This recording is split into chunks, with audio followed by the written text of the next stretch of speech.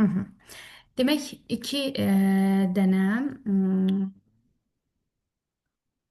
sınavın müzakirəsini edəcəyik. Bir daha hər kəs xoş gördük.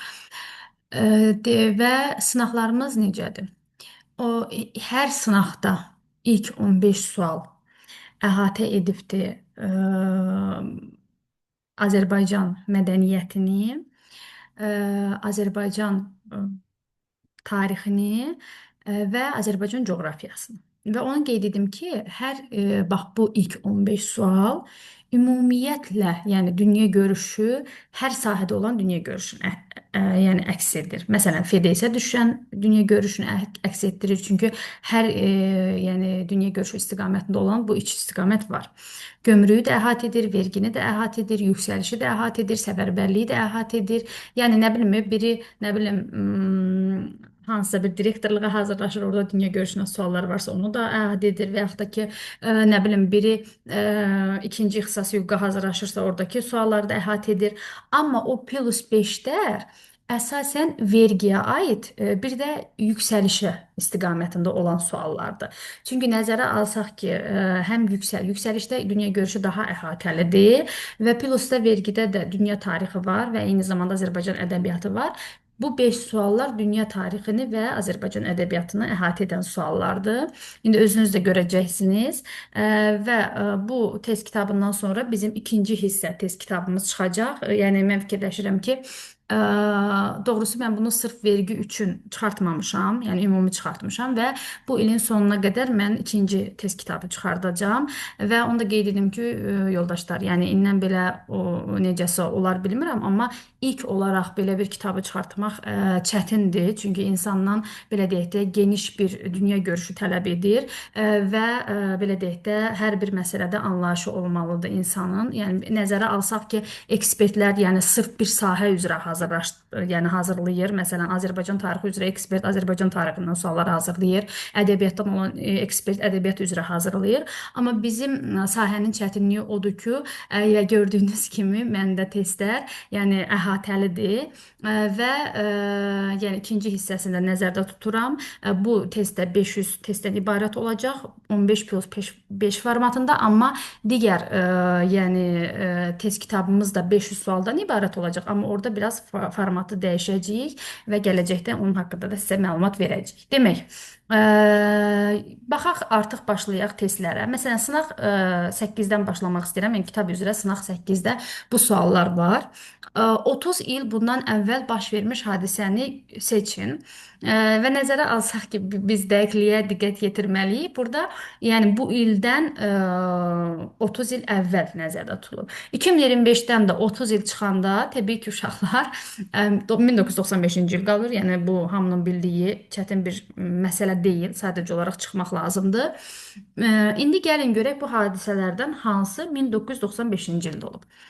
Əsrin müqaviləsi neft kontraktı ümumiyyətlə hamının bilməli olduğu bir məsələdir. Bəli, A variantı doğrudur.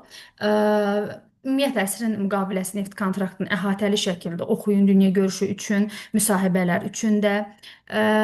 Və bu bilirik ki, 94-cü ildə olub sentyabr ayında.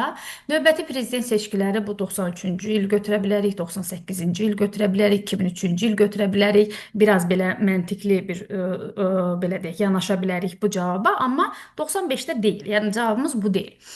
Azərbaycan MDB-yə daxil olması bu 93-dür. Bildiyimiz kimi BMT-yə üzv olması isə 92-dir. Demək, burada cavabımız nədir? Yeni konstitusiyanın qəbul olunması. İndi burada belə bir ümumi bir sual verirəm uşaqlar. Bəs Azərbaycanın ilk konstitusiyası nə zaman qəbul olunub? Yəni 95-ci il konstitusiyası bizim tariximizin ilk konstitusiyası deyil. İlk konstitusiya qəbul olunub neçənci 21-ci ildə? ildə. Aha. Bəli, 1921. səsləndirək. Aha, siz orada yazın, mən görəcəm. Amma çalışın səsləndirməyin. Biz belə bunu YouTube-da da paylaşanda belə deyək də o izləyənlər də orada cavab rəylər yazsın deyə. Oldu mu? Bəli, 1921, ikinci 37, üçüncü də 78. Əla. Sonra gəlirik. Ə, mən uşaqlar kitabın əvvəlində də qeyd etmişəm ki, bəzi sualları belə geniş əhatəli yazmışam ki, daha belə deyək də başa düşülən olsun, daha məlumatlı bir xarakterli olsun sual. Yəni bu məntiqlə yanaşmışam. Demək, bu əməliyyat 93-cü ilin sonu, 94-cü ilin əvvəlində keçirilib. Ümumiyyətlə, Birinci Qarabağ müharibəsinin belə deyək də uğurlu əməliyyatlarından biri hesab olunur. Ə, və bu əməliyyata uşaqlar 2014-cü ildə bu yadınızda saxlayın, Böyük Qələbəyə İnamla adlı film həsr olunubdu. Və bu əməliyyatdan sonra ümumiyyətlə Azərbaycan ordusundan 8 nəfər milli qəhrəman statusu alıbdı.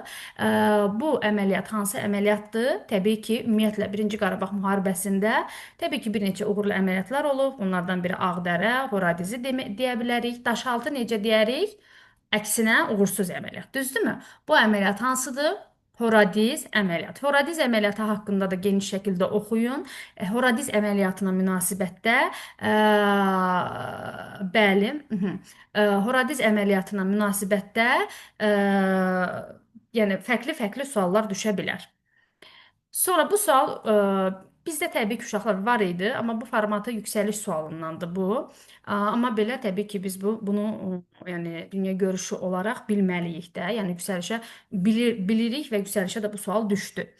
Demək, 2024-cü ildə Azərbaycanın milli qəhrəman statusu alan bir neçə şəxs olub. Onların adlarından məsələn biri 25 iyunda e, Qarabağ Şahinlər dəstəsində ermənilərə qarşı döyüşmüş Birinci Qarabağ müharibəsində haqqında Oğul sənədli filmi çəkilib. Bu Natiq Qasımovdur. İndi orada cavablayarlar ki, elə siz də burada cavablaya bilərsiniz ki, ümumiyyətlə 2024-cü ildə başqa kimlər milli qəhrəman statusu alıbdır?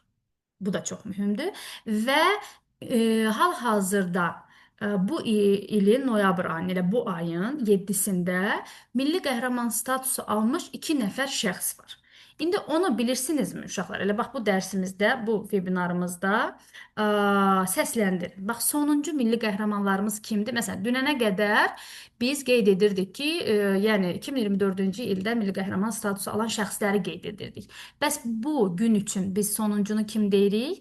Bəli, Firuzə, Rəna indi və digər uşaqlar orada qeyd edirlər ki, Vaqif Qas Qurbanov bir dəqiqə. Aha. Bir də Pəncəli Teymurov. Aha. Doğru. Burada yazırlar uşaqlar. Əla. Mhm. Sonra, yəni artıq sonuncu milli qəhrəman statusu fərqli adlar deyirik. Yəni dünənə qədər başqa adlar deyirdik, bu gün artıq başqa adlar deyirik. Ümumiyyətlə milli qəhrəman statusuna da neçənci ildə təsis olunub milli qəhrəman statusu? Biraz bunun haqqında məlumat verim və bəzi orada suallar da qeyd edəcəm. Siz də yaza bilərsiniz, digər tələbələr də yazacaq sonra. Ə, milli qəhrəman statusu bəli, 92-ci ildə təsis olunub. Ümumiyyətlə indiyənə qədər neçə nəfər bu statusu alıb, onu da qeyd edin. Və məsələn belə bir suallar düşür milli qəhrəman statusu ilə bağlı. Neçə nəfər milli qəhrəman var? Kimlərdən milli qəhrəman statusu geri alınıb? Sonra İlham Əliyevin ilk milli qəhrəman statusu verdiyi şəxs kimdir? Məsələn, bu test kitabımızda da o var. Sonra sağ qalan milli qəhrəmanlarımız kimdir? Başqa belə bir sual verilir ki, qadın milli qəhrəmanlarımız kimdir? Sonra jurnalist milli qəhrəmanlarımız kimdir? Bax bu cür milli qəhrəman. Milli qəhrəman statusu 2020-ci ilə qədər uşaqlar Azərbaycanda ən yüksək fərqlənmə dərəcəsi idi. Amma 2020-ci ildən bəri ən yüksək fərqlənmə dərəcəsi hansıdır? Onu da qeyd edərsiniz. Bu gün sizə çoxlu suallar verəcəm. Bəzi sualları özüm cavablandıracağam. Bəziləri də siz aktiv olasınız deyə suallar da vurğulayacağam. Yaxşımı? Sonra ümumiyyətlə burada indi biz əlifba ilə bağlı bir sual rastlaşırıq. Demək, Ə, əlifba ilə bağlı bir dəfə Fidelsin dünya görüşündən sual düşmüşdü. Ümumiyyətlə əlifba islahatı ilə bağlı Azərbaycan belə deyək tarixində ən belə deyək də xidmətləri böyük olmuş şəxslərdən biri Axundzadədir və Axundzadə ümumiyyətlə istəyirdi ki, əlifba islahatı keçirilsin. Nə üçün? Çünki Azərbaycanda ərəb əlifbasından istifadə edilirdi o dövrlərdə və ərəb əlifbası yəni balaca uşaqlar tərəfindən gec qavranılırdı, çətin idi və Axundzadə həmişə bununla mübarizə aparırdı ki, uşaqlar. Yəni sırf əlifba islahatı keçirilsin ki, insanlar əlifbanı rahat öyrənsin deyə. İndi bu cür məlumat verdim və bu sual belə düşmüşdü. FDS-də cavabı Axundzadə götürülməlidir, amma burada sualda isə bu yüksəlişin sualıdır və suala daha fərqli yanaşma var. Biraz belə deyək, tarixi əhatəli şəkildə əlifbaya dair bilmək lazımdır. Məsələn, birinci bənddə yazılıb ki, əlifba islahatı ilə bağlı ilk təkliflər 20-ci əsrin əvvəllərində hazırlanmışdı. İndi uşaqlar, ə, mən dedim ki, Axundzadə təklif verib də əsasən, düzdürmü? İndi biz götürə bilərikmi ilk dəfə, yəni təkliflər 20-ci əsrin əvvəllərində hazırlanıb? Yox. Bəli, Firuzə, götürə bilmərik. Çünki dedim axı, Axundzadə. Axundzadə də deyəndə 20-ci əsr yox, 19-cu əsr. Düzdür? Aha. Sonra Latın qrafika Azərbaycan əlifbasına keçid 92-ci ildə tam təmin edilmişdi. Tam təmin edilmişdi deyə bilmərik. Bəli, 2001-ci ildən tam keçid olmuşdu. Əla və yadınıza düşür, kitabxanalarda falan gedirdik, baxırdıq ki, məsələn, Səməd Vurğunun əsərlərində mən özüm oxuduqlarımdan deyəcəm, daha özümə də maraqlı olsun. Məsələn, kimləri oxuyurdum o vaxtı Cəlil Məmmədquluzadə falan da kimlər? 2001-də yox, təbii ki, sonrakı illərdə. Hamısı artıq Latın qrafikalı Azərbaycan əlifbasında çap olunurdu. Demək, ikinci bənddə səhvdir. 20-ci əsrdə 3 dəfə əlifba dəyişikliyi baş vermişdi. Bəli. Biz Cümhuriyyət dönəmində, həmişə mən ümumiyyətlə bu əlifba məsələsindən danışanda sırazı neynirəm? Açıram, mənim üçün bax bu belə deyim də, bunu deyirəm həmişə. Baxın uşaqlar, bizim qəşəng bir, indi sizə bir sənəd göstərəcəm. Demək, bu bizim nəyimizdir? İstiqlaliyyət bəyannaməmiz. Düzdür? Görürsünüz? Hansı əlifba ilə yazılıb uşaqlar? Ərəb əlifbası. İstiqlaliyyət bəyannaməmiz də konstitusionalizmimizin əsasını qoyan hüquqi sənəddir. Düzdür. Deyirik ki, Cümhuriyyət dönəmində, yəni bizim konstitusiyamız qəbul olunmasa da, amma 6 bənddən ibarət olan istiqlaliyyət bəyannaməmiz var idi. Doğrudurmu? Aha. Və görsəniz istiqlaliyyət bəyannaməsi də nə var? Bizim belə deyək də ərəb əlifbası ilə yazılıb bu istiqlaliyyət bəyannaməsi. Düzdür? Niyə ərəb əlifbası ilə? Çünki Cümhuriyyət dönəmində uşaqlar istifadə olunub ərəb əlifbasından ta Azərbaycan Sovet hakimiyyəti qurulur 29-cu ilə qədər, sonra 29-39 Latın əlifbasından istifadə edirik, sonra 39-dan ta yəni müstəqillik qazanandan sonra da keçid başlayır və Kiril əlifbası hal-hazırda yenidən biz Latın əlifbasından istifadə edirik. Demək belə çıxır ki, bu cümlə nədir? Doğrudur. Bəli, 20-ci əsrdə 3 dəfə əlifba dəyişikliyi baş verib. Sonra 22 iyul tarixi Azərbaycan dili əlifbası günü kimi qeyd olunur. Bu cümlə səhvdir. Niyə səhvdir? Kim deyər? Niyə? Aha, mətbuat günü, jurnalistika və mətbuat günüdür. Çünki Azərbaycan dili əlifbası günü 1 avqustdur. Uşaqlar, 1 avqustdur. Bəli, 22 iyulda Azərbaycan mətbuatının əsasını qoymuş Əkinçi qəzeti nəşr olunmuşdu. Həsən bəy Zərdabinin belə deyək də keçməkeşli mübarizəsi nəticəsində və həmin gün, bugünkü gün biz jurnalistika və milli mətbuat günü kimi qeyd edirik. Amma 1 avqust isə Azərbaycan dili və əlifbası günüdür. İndi uşaqlar, burada bir dənə bir tıkı da, mən həmişə tık deyirəm, uşaqlar o sözü bilirlər artıq. Yadımızda saxlayaq ki, bir var Azərbaycan dili əlifbası günü. Aydındır? Biri də var ümumiyyətlə beynəlxalq ana dili günü. İndi sual, beynəlxalq ana dili günü nə vaxtdır? Bunun bir fərqinə varaq ki, ümumiyyətlə evdə uşağımıza da lazım olan bir şeydir ha bu. Fevral ayının neçəsində? Bəli, 21 fevral. Bax uşaqlar, beynəlxalq ana dili o deməkdir ki, ümumi dünya səviyyəsində bu günü hamı özünün ana dili günü kimi qeyd edir. Amma bizdə çox təəssüflər olsun ki, indi 21 fevral qarşıdadır uşaqlar. Bax mən ölüyü, siz diri. Gələndə görəcəksiniz ki, çoxları bir də görsən hamı paylaşır. Azərbaycan dilində əlifbada paylaşır, hamı bütün mamalar paylaşır, bütün status. Mənim indi uşağım balacadır deyim, mən də qarşılaşıram elə şeylərlə. Təbii ki, dosta tanışda. Aha, amma əslində uşaqlar Azərbaycan dili ilə, yəni bunun əlaqəsi var ha, amma Azərbaycan türkləri üçün. Sən Talışa gedib deyə bilməzsən ki, sənin bu gün ana dilin, yəni Azərbaycan dili günündür. Və yaxud da Ləzgiyə bunu deyə bilməzsən, və yaxud da Fransıza bunu deyə bilməzsən. Başa düşdünüzmü? Yəni hamının özünün danışdığı ana dili, yəni günüdür. Bu gün Azərbaycan dili günü deyil. Azərbaycan dili günü yenə təkrar edirəm 1 avqustdur. Yaxşı, bax burada da sizə bir qarışıq məsələni izah etmiş oldum.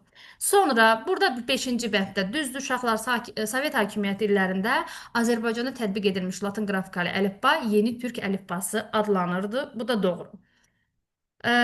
Bu beşinci sualımız da qarışıqdır. Məsələn, bu sualla bağlı bəzi mənə müraciətlər olurdu. Bu sual və buna oxşar digər suallar da var. Yalnız siyasi yolla geri qaytarılan rayonlar. Ümumiyyətlə webinar üçün belə bir sizə hazırlamışam ki, mənim üçün daha rahat olsun, axtarmayım kompüterimdən. Kim istəsə bu sənədi ona göndərə bilərəm uşaqlar. Bu sənədi təbii ki, mən çoxdan əldə etmişəm. Çünki dünya görüş tədris etdiyim üçün mən təbii ki, həmişə araşdırmalarda oluram və Prezident Kitabxanasından əldə etdiyim bir sənəddir. Belə sənəd PDF deyək, yəni əslində sənəddir. İşğaldan azad edilmiş ərazilərin, düzdür, mən bunu çoxdan azad etmişəm. Bəlkə bunun bir yenilənmiş forması var. Baxın, burada sırf konkret olaraq hansı günlərdə, hansı kəndlər filan azad olunub, hamısı günə-gün qeyd olunub. Təbii ki, bunun hamısını əzbərləməyə ehtiyac yoxdur, amma bizim sualımıza münasibətdə bunu bilmək lazımdır.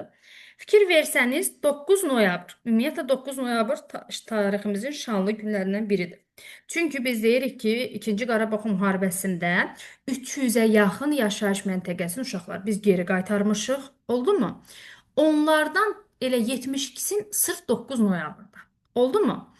Və 9 noyabrda artıq sonra bu 72 dənə yaşayış məntəqəsini geri qaytarandan sonra ermənilər artıq uşaqlar qorxmağa başladılar. Nə üçün? Çünki gördülər ki, yəni artıq mübarizəyə davam etmək mənasızdır. Çünki bir ordu bir günə 72 dənə yaşayış məntəqəsini geri qaytarırsa, sabahsı gün bunlar ümumiyyətlə Ermənistan deyilən dövlət olmaya bilər. İndi burada biraz mübaliğə elədim, çünki bu uşaqlar bir siyasi bir məsələdir. Aha, amma 9 noyabrda Laçının Gülləburd, Səfiyan, Türklər kəndi. İndi burada Gülləburda aid bir başqa bir də bir şey var. Bunu kimsə bilirsə yazar. Məsələn, mənim uşaqlarım bunu bilməlidirlər. Digərləri də yazar. Nədir bu? Aha. Yazdılar. Doğru. Aha. Demək uşaqlar, ona görə də Laçını biz deyə bilmərik yalnız siyasi yolla və bu sual gömrükdə gəlib düşmüşdü. Laçın həm də hərbi yolla geri qaytarılır. Ümumiyyətlə Laçının geri qaytarılması məsələsi 3 hissəli olub. 9 noyabr 2020-ci ildə hərbi yolla 3 dənə kəndi geri qaytarılıb, qeyd olunan bu 3 dənə kənd. Sonra 10 noyabr bəyannaməsinə əsasən Laçın işğalda altında olan kəndləri, şəhər mərkəzi yox, şəhər mərkəzi və Zabuq-Sus kəndi isə 2022-ci il 26 avqustunda geri qaytarıldı. Yadınızda düşür, dövlət başçısı televiziya vasitəsilə də qeyd etdi ki, bəli, bugünkü gün sevincli gündür biz, çünki Laçın şəhərini, Zabuq və Sus kəndini geri qaytarmışıq və artıq orada biz əhali yerləşdirilməsi, köçkünlərin yerləşdirilməsi də uşaqlar baş tutubdur. Bu da bir başqa mövzudur. Aha. Demək burada nə götürürük? Ağdam. Düzdürmü? Siyasi yolla geri qaytarılan deyəndə yalnız ağlınıza Ağdam gəlsin və Kəlbəcər gəlsin. Burada da cavabımız Ağdamdır. Azərbaycanın mədəni həyatında baş verən hadisələrdən hansı müstəqillik əldə etdikdən sonraki dövrə aiddir?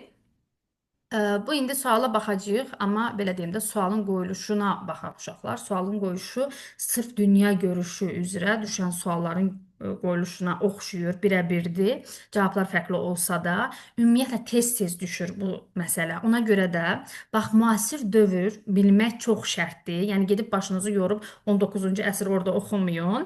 Əsas müasir dövrü çox bilin və müasir dövrə də yanaşanda təbii ki, indi ayrı-ayrı suallara fərqli-fərqli yanaşmalar var, amma sırf bu sualda 1991-ci il 18 oktyabra qədər olan hadisələr, bir də 1991-ci il 18 oktyabrdan bəri olan hadisələr. Məsələn, yadımdadır bu tip sual Xarici İşlər Nazirliyində yəni dünya görüşü sualı kimi düşmüşdü. Hansı ki, qabaqda Xarici İşlər Nazirliyi elan edilməsi ehtimalı var. Yəni ona geniş şəkildə hazırlıqlara da biz başlayacağıq.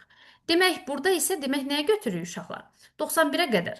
Filarmoniyamız 30-cu illərə aiddir. Yazıçılar İttifaqının yaradılması da 30-cu illərə aiddir. Rəssamlıq Akademiyası müasir dövrdür, 2000-ci ildir. Mədəniyyət telekanalı bu əslində çaşdırıcı deyil uşaqlar. Hamımız yəni bu dövrün də yaşayırıq deyə bunu elə bir məntiqlə də 3-ü məntiqlə tapa bilməsəydik də 4-ü mütləq məntiqlə tapacaqdıq. 2011-ci ildir.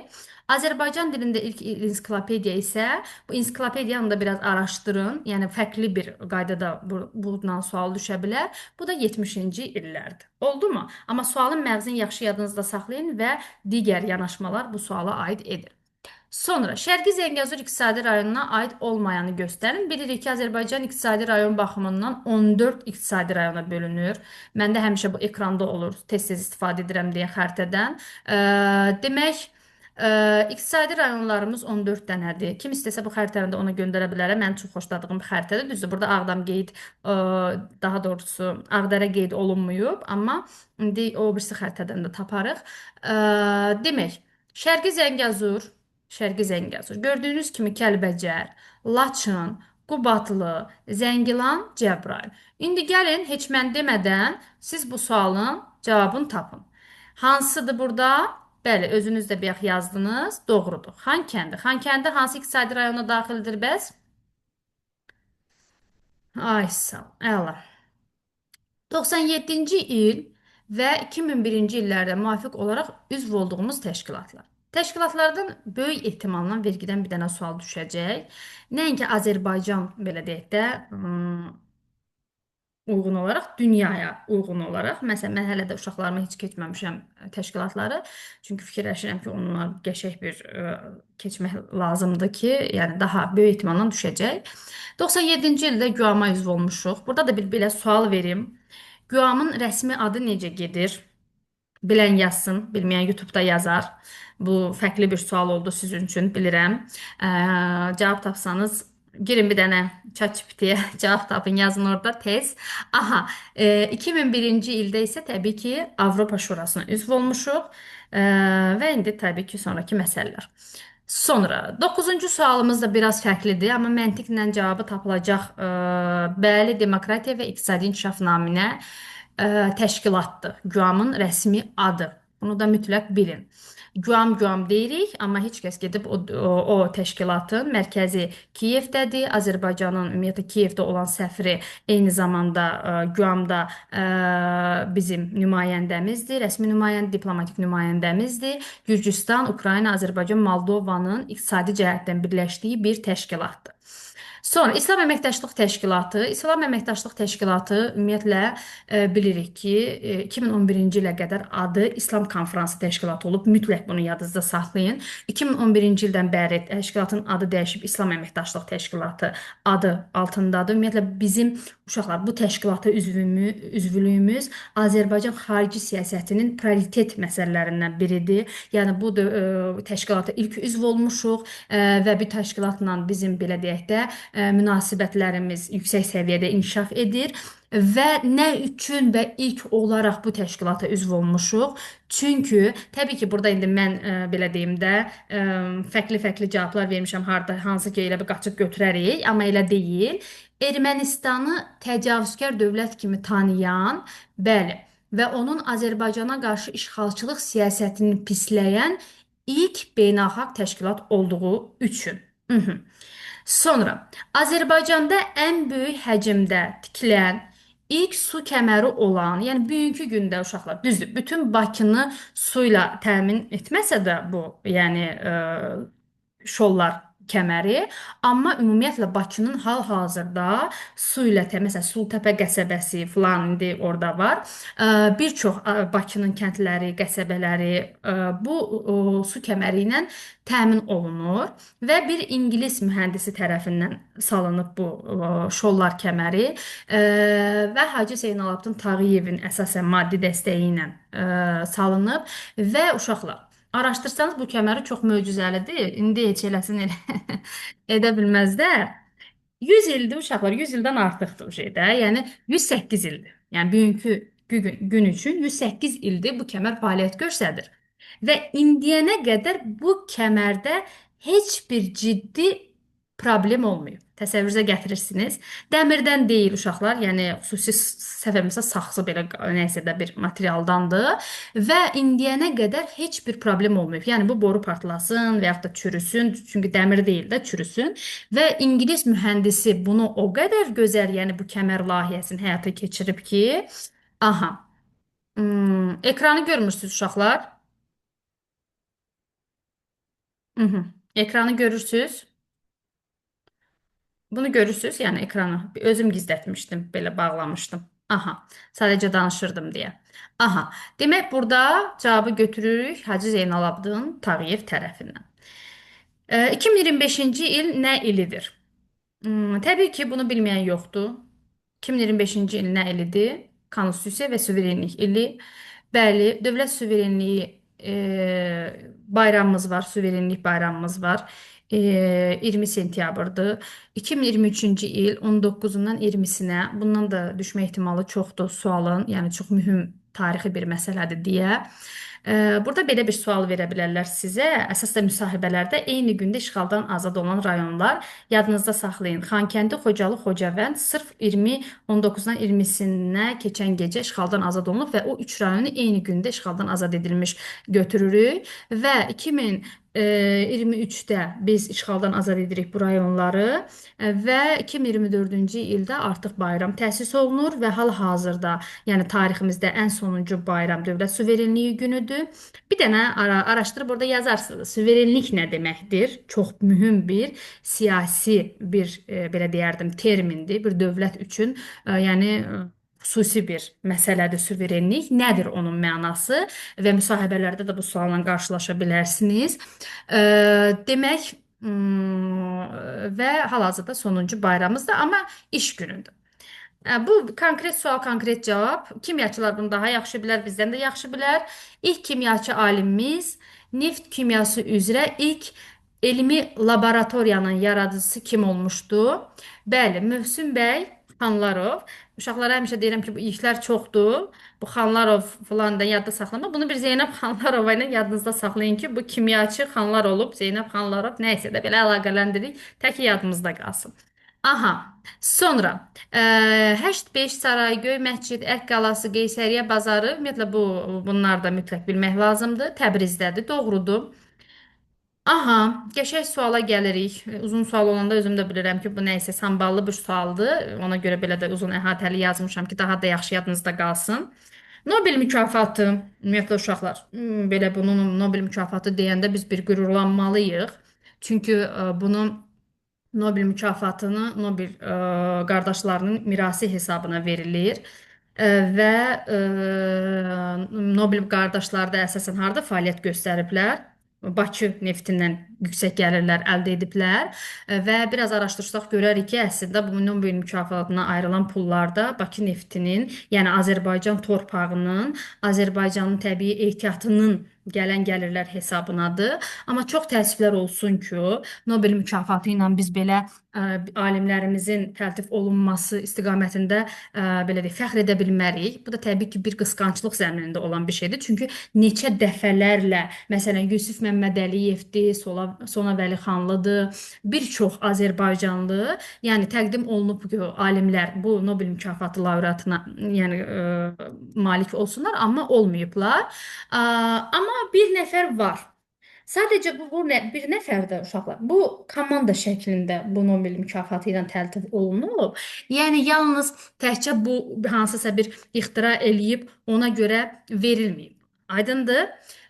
Və bu da 1957-ci ilin oktyabrın 21-də Bakıda anadan olmuş bu şəxs, bu alim LED işıqlarının, burada indi o LED işıqlarını yazmamışam, onu da bir özünüz üçün araşdırarsınız istəsəz. LED işıqlarının kəşfinə görə, komanda şəklində uşaqlar LED işıqlarının kəşfinə görə sırf bu kimdir? Bəxtiyar Siracov. Yaxşı? Lev Landau, Landau School hamı bilir, düzdür uşaqlar? Bax bu da alıbdı, yəni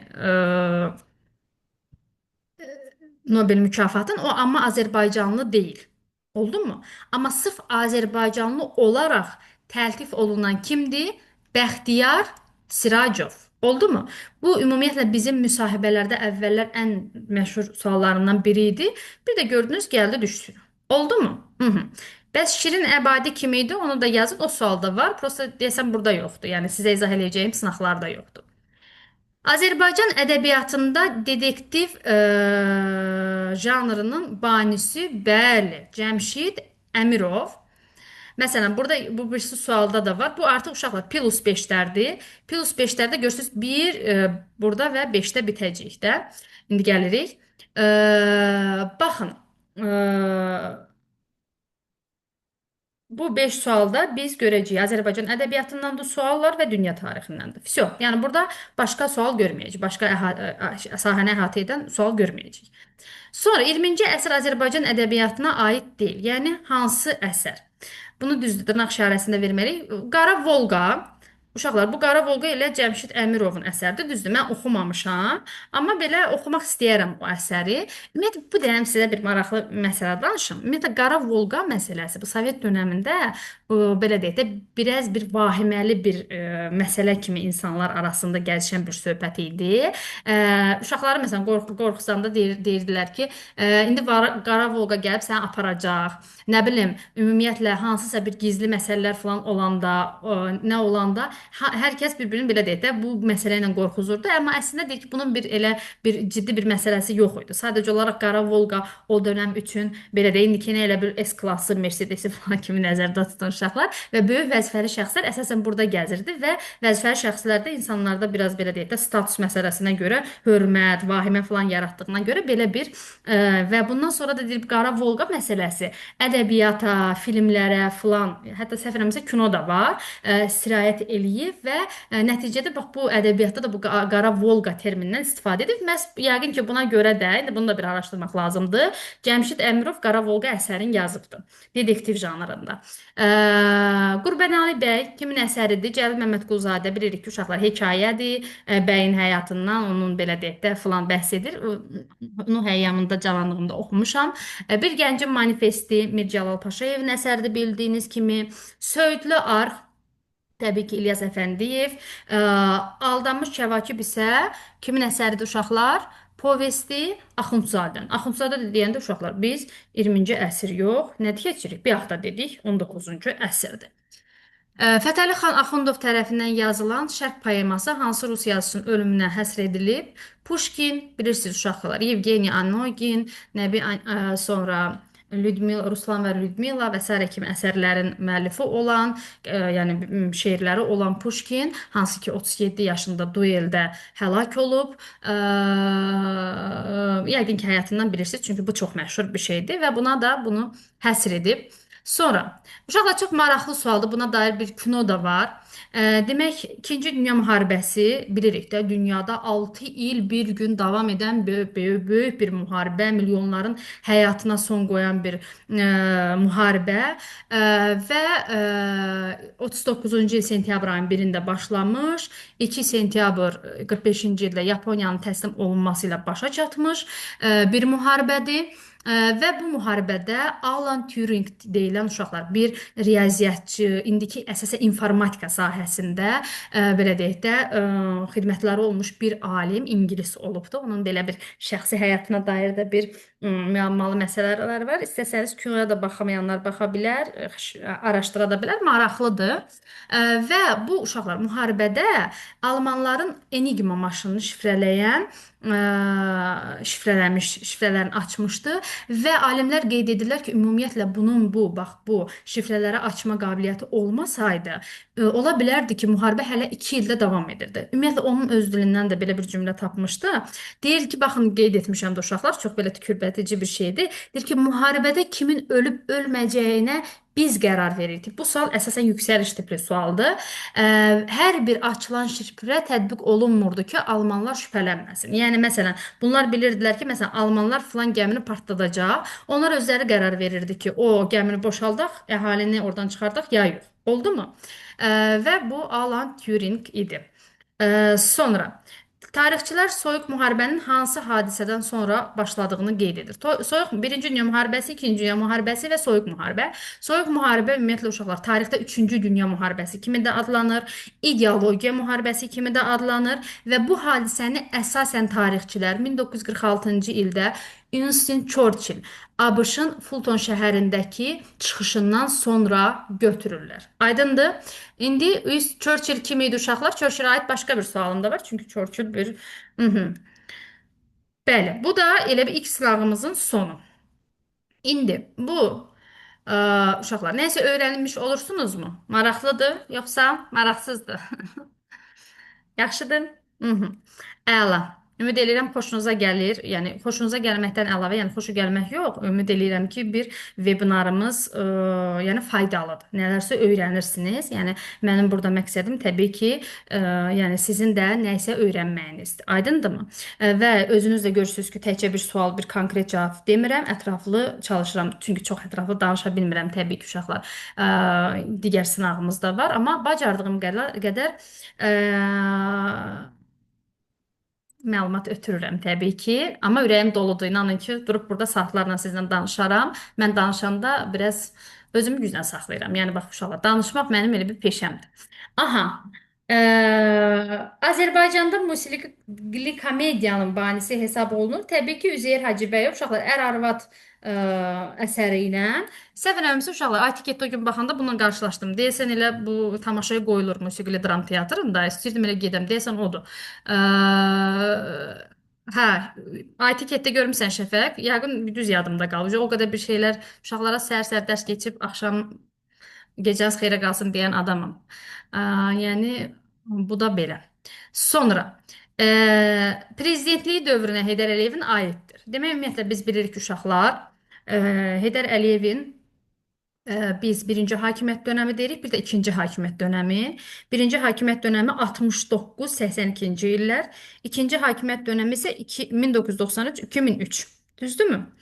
Və bu prezidentlik dönəmi deyəndə isə ayırmadığına görə, yəni biz 93-dən 2003-cü ilə qədər olan hadisələri seçməliyik.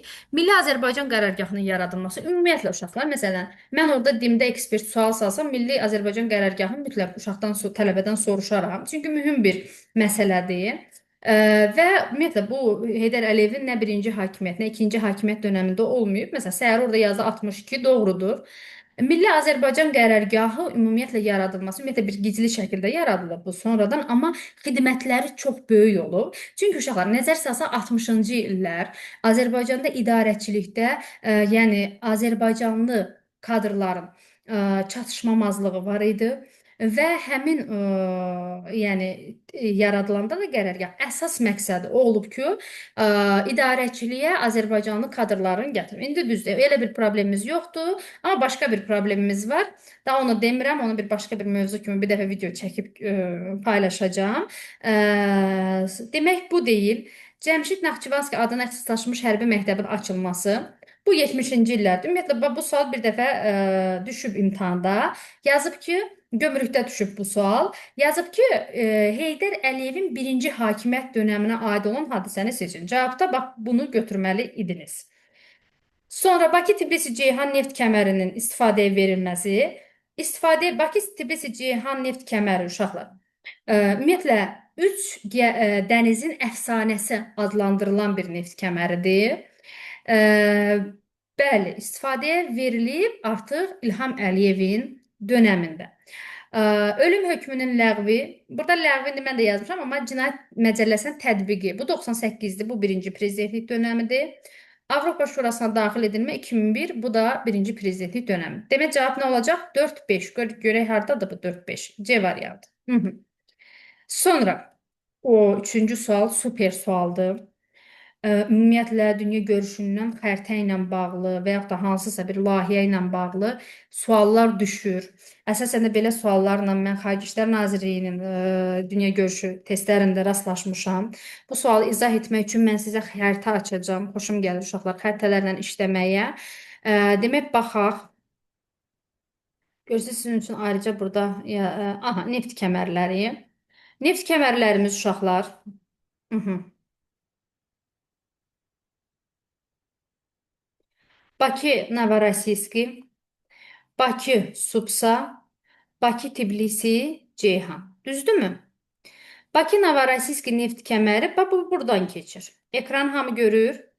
İndi kim deyər? Burada hansı iqtisadi rayonları biz götürürük? Hansı iqtisadi? Abşeron xızı Aha, orada Bakını var. götürək. Abşeron xuzu, sonra Quba. Quba Bax Xaçmaz. açmazda. Bax Əla. açmazda. Süper. Quba Xaçmaz. İndi burada sualımızda keçmir. Yəni onları çıxacaq. Demək bir deyil cavabımız. Düzdürmü? Şəki Zaqatala cavabımızdır. Gəncə Daşkəsən cavabımızdır. Mərkəzi Aran cavabımızdır. Abşeron xuzu cavabımız deyil. Çünki nədir? Abşeron xuzudan nə edir? Keçir. Sual biraz tərsdir də səhərə. Diqqətli olmaq lazımdır. Aydındır? Demək 1 ilə 5 ilə keçir, amma bizdə keçmiri deyir deyə 2, 3, 4. Razısınız? Hı -hı. 2, 3, 4-də varmı cavabda? Y variantı. Hı -hı. Aha. Bu sualda əsasən yüksəliş tipli sualdır, amma yenə də uşaqlar digər sahələrdə, digər dünya görüşü olan istiqamətlərdə düşməsi istisna olunmur. Müxtəlif dövrlərdə ümumiyyətlə uşaqlar bir dini mərkəz olub, məsələn hindusların, zərdüştlərin və s. Və açıq səma altında Azərbaycan prezidenti sərəncamı ilə burada muzey yaradılıb. Bu yüksəlişdə düşüb bir dəfə. Bu bilirsiniz də uşaqlar atəşgahdır. Çox təəssüflər olsun ki, mən özüm də getməmişəm bura. Suraxanıda yerləşir. Suraxanıda yaşayanlar yəqin gedib. Ümumiyyətlə getməyənlər getsin. Ümumiyyətlə abidələri falan, yəni getmək lazımdır. Təbii ki, onların da bir xüsusi bir dədə-babadan gələn bir enerjiləri var. Mən enerji məsələsinə də çox inanan bir insanam və bu Suraxanı atəşgahıdır. Burada uşaqlar çox biraz fərqli sualımızdır. Bunu diqqət yetirək. İslam Əməkdaşlıq Təşkilatı, yəni bilirik ki, onun İSESCO deyilən təhsil, elm, mədəniyyət üzrə ixtisaslaşmış bir təşkilatı var. İslam Mədəniyyət Paytaxtı elan edir hər il və yaxud da bir neçə ildən bir hansısa müəyyən şəhəri. Azərbaycanın da 3 dənə şəhəri var ki, bax bu müxtəlif dövrlərdə İslam mədəniyyətinin paytaxtı olub. Yadınızda saxlayın. Bu Bakıdır, Şuşadır və Naxçıvandır. Aydındır? Sonra Azərbaycan milləti ifadəsi bu dünya görüşü kimi düşübdür. Düşmə ehtimalı da yenə də var. Azərbaycan milləti ifadəsi ümumiyyətlə dünya görüşü kimi çox məşhur məsələdir. Bu bilməzsə bildiyimiz olmalıdır uşaqlar. Tiflisdə Cəlal Üzüzadə tərəfindən nəşr edilmişdi. Bəli, bu Kəşkül qəzetidir. İşğaldan azad olunmuş ərazilərdə yeni tikilən hava limanlarını seçin. İndi təbii ki, bunu bilməyən olmaz. Hansılardır? 1, 2, 3. Laçın, Füzuli, Zəngilan. Xocalı çoxdan var idi. Xocalı hava limanı haqqında da geniş şəkildə oxuyun. Əlif Hacıyev falan, yəni bu milli qəhrəman haqqında da oxuyun.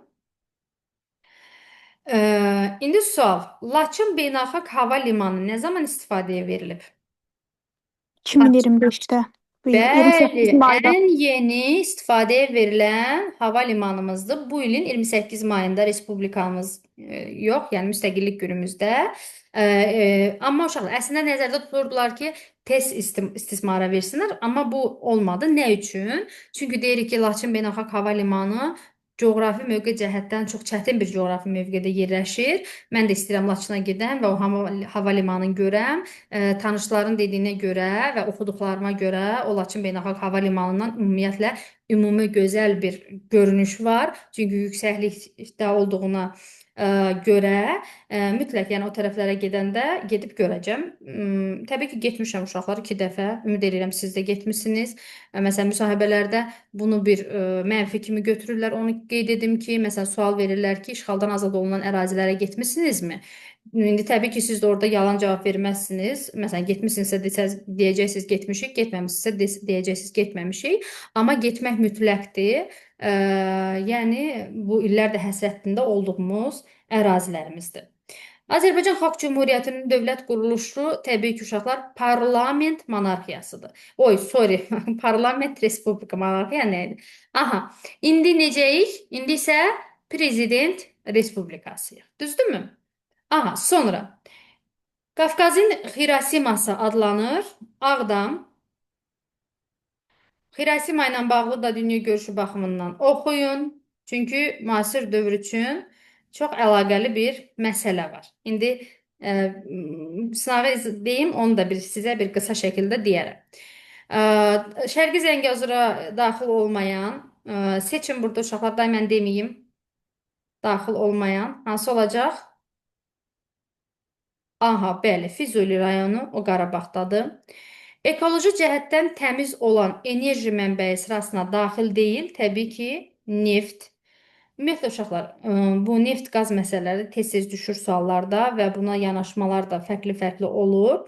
Bugünkü gün dövlət başçısı da qeyd edir ki, yəni artıq neft qaz layihələrinə investisiya qoymur xarici şirkətlər, xarici dövlətlər. Çünki dünyada yəni çirklənmə təhlükəsi çox genişdir, bu qlobal bir problemdir. Ona görə alternativ enerji mənbələrindən, məsələn, İlham Əliyev qeyd edir ki, mən təklif edərəm ki, gəlsinlər Xəzər dənizinin günəş enerjisi potensialına investisiya qoysunlar və s. və qabarma çəkilmədən başqa digərlərindən biz özümüz də istifadə edirik. Sonra, burada uşaqlar, belə deyim, müasir dövrə aid sualdır. Demək, bilirsiniz ki, Davos forumu hər il yanvar ayında keçirilir, bir iqtisadi forumdur. Və burada demək, debatda Ermənistan baş naziri ilə Qarabağ ərazisi iddialarının tarixən əsassız olduğunu sübut edərkən İlham Əliyev təbii ki, hansını istinad edib? Qarabağla bağlı olsa sırf Qarabağ deyəndə kürək çay müqaviləsi. Bunu da bir nəzər sal, bir sənəddə göndərərəm sizə. Sonra əla, qəşəng sual uşaqlar, coğrafiyadır. Çox qəşəng, möhtəşəm bir coğrafiyaya aid sualdır. Azərbaycan Respublikasının ərazisində ən böyük milli park Şaxdağ Milli Parkıdır. Mən uşaqlarımda həmişə bunu deyirəm də bunu yatıb yuxudan da duranda sizdən soruşsalar bilməlisiniz. Təbii ki, Şaxdağdır. Xəritədə də deyirəm mütləq bunu bilin. Fiziki coğrafi rayonlaşdırmaya əsasən 5 vilayətə bölünür Azərbaycan. Bəli. Fiziki coğrafi rayonumuz 19-dur. Amma vilayət olaraq 5-ik. Düzdürmü? Azərbaycan Respublikasının ərazisinin 60% dağlıq ərazi təşkil edir. Keçən dəfə uşaqlarımızdan da bunu öyrəndik. Bilirdik ki də 60% dağlıq ərazidir. Xəzər dənizində ən dərin hissə Xəzərin Azərbaycana aid olan bölməsindədir. Bəli, bu doğrudur. Bu hansıdır? Lənkəran çökəkliyi. Düzdürmü? Aha. Amma uşaqlar, Azərbaycan Respublikasının ərazisinin 20% meşəlikdir. Bunun da məndə bir xəritəsi var. Yazarsınız, göndərərəm. O xəritəni də bilmək mütləqdir. Xeyr, təəssüflər olsun ki, uşaqlar. Təxminən 12, 13 belə müxtəlif rəqəmlərə rast gələrsiniz. 13, 14, yəni ondan yuxarı yoxdur. Yəni bizdə yaşıllıq çox azdır. Ümumiyyətlə, belə deyək də, yaşıllığa çox fikir verməyən dövlətik və fikirləşirəm ki, Ekologiya Təbii Sərvətlər Nazirliyi yatmamalıdır. Bu istiqamətdə mühüm addımlar atmalıdır. Belə deyək, maarifləndirici, belə deyək, proqramlar həyata keçirməlidir. Çox təəssüflər olsun ki, heç nə eləmirlər və demək olar ki, heç nə eləmirlər. Yalandan hansısa bir layihəni həyata keçirirlər, amma yəni bu layihənin arxasında durmaq lazımdır. Elə mən buradan da səsləndim ki, mütləq bunun üçün nəsə etsinlər. Çünki yaşıllıqlar bizdə çox azdır, meşəlik azdır. Ən böyük aqroparkı olan Şəmkir Aqropark Cənubi Qafqazın əsas istehsal olunan məhsulların ixracçısı hansı ölkədir? Rusiya. Rusiya olardı, pomidor. Bəli, bəli. Təbii ki, bunu məntiqlə. Elə bil evin bəy, bilməsək də məntiqlə tapa biləcəyimiz bir cavab. Yəni dünya görüşümə həmişə deyirəm, uşaqlar konkret çox oxuyun, konkret bilməsəniz də olar, əlaqələndirib yazacaqsınız. Aha. Doğru. Eyni ildə baş vermişdir. 92-ci ildə ATƏT üzv olmuşuq. 92-ci ildə BNT üzv olmuşuq. SSR-nin varlığına son qoyulub 91, konstitusiyamız qəbul olunub 95. Demək burada 1-3 götürürük.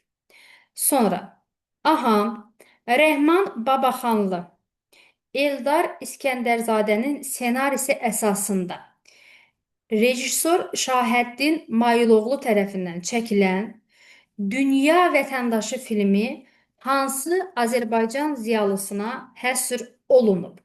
Bu uşaqlar əsasən yüksəliş tipli sualdır və yüksəlişdə də bu sual düşüb. Amma kinolardan nəzərə alsaq vergidə də düşür, sizə də düşə bilər. Düşə bilər deyəndə, yəni oxşarları düşə bilər. Yəni bu sahədə də şərt deyil, gəlsin bu sual düşsün. Sadəcə bu istiqamətdə araşdırma aparmaq lazımdır. Bu Xudu Məmmədovdur. Bilirsiniz ki, uşaqlar geoloq olmuşdu Xudu Məmmədov. Ümumiyyətlə Azərbaycanın çox vətənpərvər, Azərbaycançılıq ideyalarını qoruyan, baxın da, yəni geoloqun heç bir siyasətlə, tarixlə falan əlaqəsi yoxdur. Adam amma vətənsevər bir insan olmuşdu. Sonra ictimai xadim olmuşdu.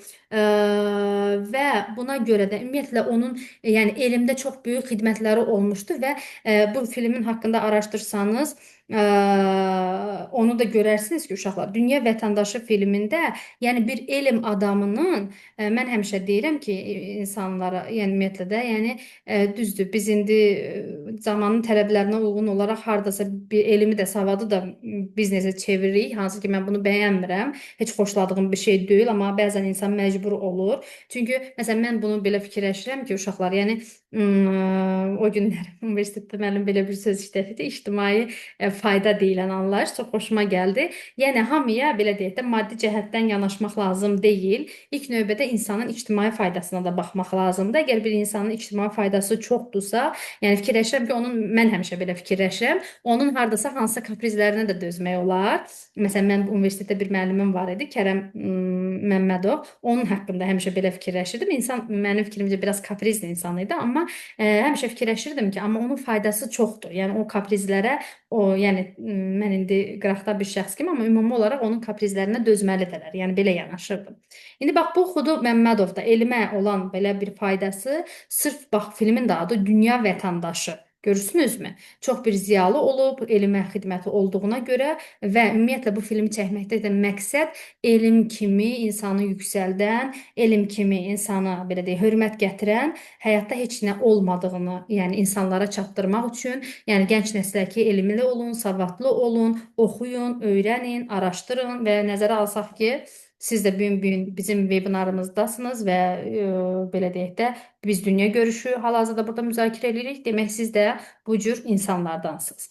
Koreya müharibəsi hansı iki siyasi sistem arasında qarşıdurmadır? 50-53 burada bir məlumat kimi də qeyd etmişəm. Təbii ki, bu soyuq müharibə dövrüdür. Nə olacaq? Sosializm və kapitalizm blokları arasında. Aha, bizim mən bu sualdan xoşum gəlir. Fransanın müstəmləkəçilik siyasətinin mirası hesab edilən ərazilər bu Yeni Kaledoniyadır və Guadalupadır. Bilirsiniz uşaqlar, o yazışı bir ara bunu da mən özüm də paylaşmışdım. Bunların bayraqları da bizim bayrağı rəhlərindədir və biz də bunlara dəstək verirdik. Çünki Fransa ilə nəzərə alsaq ki, bizim bir siyasi belə deyək, məsələlərimiz var deyə biz də bu ölkəni belə deyək də bu müstəmləkəsini dəstəkləyirdik ki, nəysə bir siyasi məsələlər. Buna da bir baxarsınız, araşdırarsınız. Düşə bilər dünya görüşü, çünki dünya tarixidir də. Səhnələşdirilmiş ilk Azərbaycan poetik dramıdır. Bunu mən dünya görüşü kimi səhifəmizdə də paylaşmışdım. Abbas Mirzə Şərifzadə. Abbas Mirzə Şərifzadəni də xüsusilə araşdırın. Bu bizim ümumiyyətlə aktyorumuzdur və Abbas Mirzə Şərifzadə Azərbaycan teatr sənətində çox böyük xidməti olubdur. Ümumiyyətlə uşaqlar bu təqiblərə məruz qalıb, sürgünə məruz qalıb bu şəxs və onun, yəni bax Burada İblis əsəridir. Prosta indi burada yanaşıram bunu. Müəllif, yəni İblis əsərində Hamleti, Otellanı, bəli, əsərlər oynayıbdı. E, Bəli. Müəllif dağıdıcı müharibələrə, ruhlandırıcılara qarşı çıxır, pisliyə qarşı müqavimət və mən onu qeyd edim ki, İblis əsəri uşaq Azərbaycan ədəbiyyatında mənim ən xoşladığım əsərdir. Ümumiyyətlə o əsər məndə belə xüsusi bir təəssürat yaradır, böyük belə bir emosional bir yaradır və deyim ki, sizə bəlkə də bir 5-6 dəfə oxumuşam. İndi dedim bir də gördünüz bir gün yenə getdim oxudum. Aha, demək uşaqlar, bu da bizim kitabdan olan 9-cu sınağımızdır. Demək, kiminsə nəsə sualları varsa, buyurun. İndi suallar da ümumiyyətlə video qeyd olunan ərəfədə nə suallar vermişəm YouTube kanalında da aşağıda cavablandırın. Görək kim necə bilir və əlavə suallarınız olsa da qeyd edin.